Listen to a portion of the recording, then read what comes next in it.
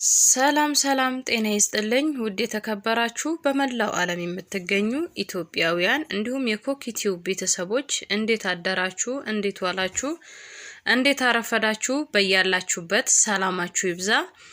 የኮኪቲዩብን እንግዲህ ከመጀመራችሁ በፊት ሰብስክራይብ ሼር ኮሜንት እያደረጋችሁ አበረታቱኝ አብራችሁን ቆዩ።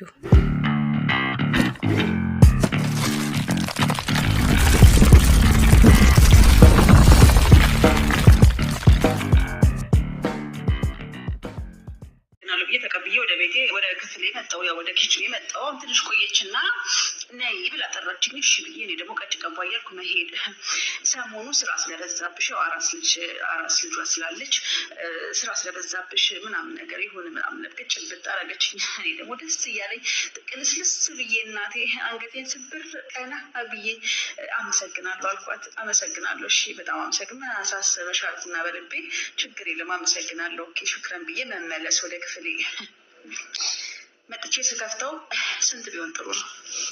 ያው እንደተጣጠፈ ነው። አልከፈትኩትም ወላ ማለት ነው። ጥፍጥፍ አድርጋ እንደሰጠችኝ ነው 5 ብር።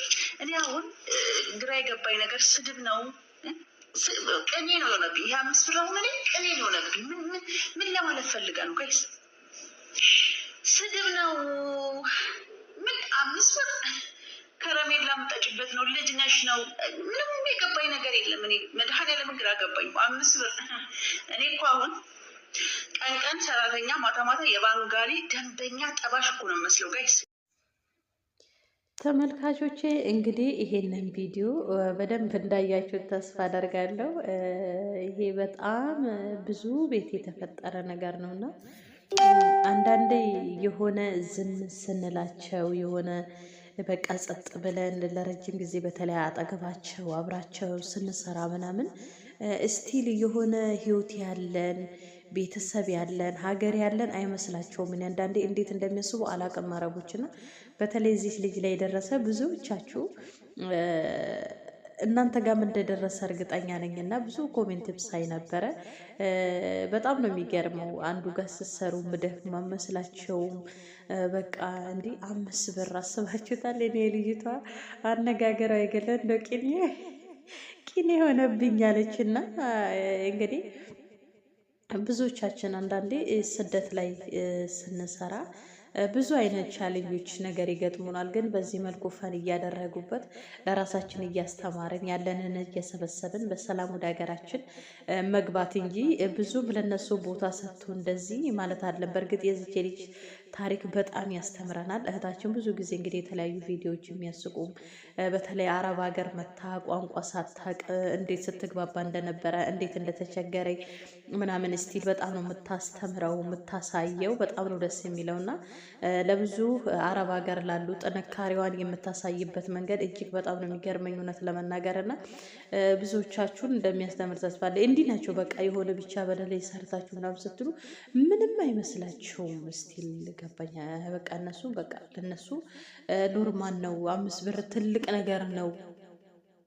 ምንም እንደማይገዛ በእነሱ በጋላ እንኳን ምንም አይነት ነገር እንደማይገዛ እኮ ውስጣቸው እርግጠኛ ነው። ግን ማሰብ አይችሉም። ህሊናቸው ልጅ ናቸው ብሎ እንደሚያስቡት ይመስለኛል። እንደራሳቸው ጅልነት ማለት ነውና ብዙዎቻችን እንግዲህ እግዚአብሔር በሰላም ሰርተን የራሳችን ነገር ይዘን ወደ ሀገር እንደምንገባ ብዙዎቻችን ታሪክ ሆኖ እንደሚያልፍ አልጠራጠርም። እና ግን ያው ብዙ ነገሮቹን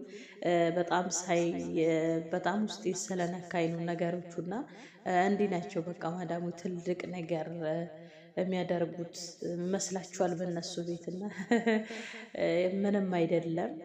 ነገ አዲስ ቀን ነው ያልፋል። እኛም ጠንካራ ሆነን ሰርተን ሀገራችን በተለይ ተረጋግታ እኛም ሀገራችን ላይ እንደፈለገ ነግደ ሰርተን የምንረጋጋበት እግዚአብሔር ያምጣለን። አሁን ብዙ ከአረብ ሀገር የሚመጡ እህቶች ገብተው መስራት መለወጥ ይፈልጋሉ የእውነት ማለት ነው። ነገር ግን አሁን ቆም ብለው ሲያስቡ ያለው የሰላሙ ሁኔታ አሁን ለምሳሌ አንድ ሰው ንግድ ልጀምር ነው ቢል ከአንዱ ከተማ ከአንዱ ከተማ ወደ አንዱ ከተማ ሄዶ ለመነገድ ትንሽ ያለው ነገር እጅግ ከባድ ነው። አሁን ላይ ነገሮች ተቀይረዋል።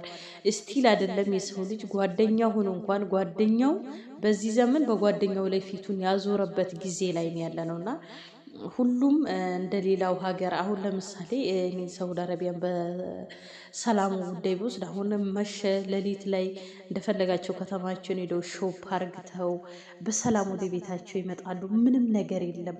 አገራችን ላይ ግን እንደዛ እናድርግ ቢባል አይቻልም እና ይሄ ነገር ቢስተካከልና በተለይ ስደት ላይ ያለነው እህቶቻችን በሰላም ገብተው መስራትን መነገድን በእርግጥ አሁን ላይ የተወሰነ ይሻላል እንጂ በየሀገሩ የሰላም ጉዳይ ትንሽ ከበድ ይላል። እግዚአብሔር ከደጉ ዘመን ከሰላሙ ያምጣልን ነው ምለው። ስለዚህ ይሄ ነገር ቢሆንና ሁሉም የየአቅሙን ገብቶ ሀገሩ ላይ መስራት ይችላል ማለት ነው።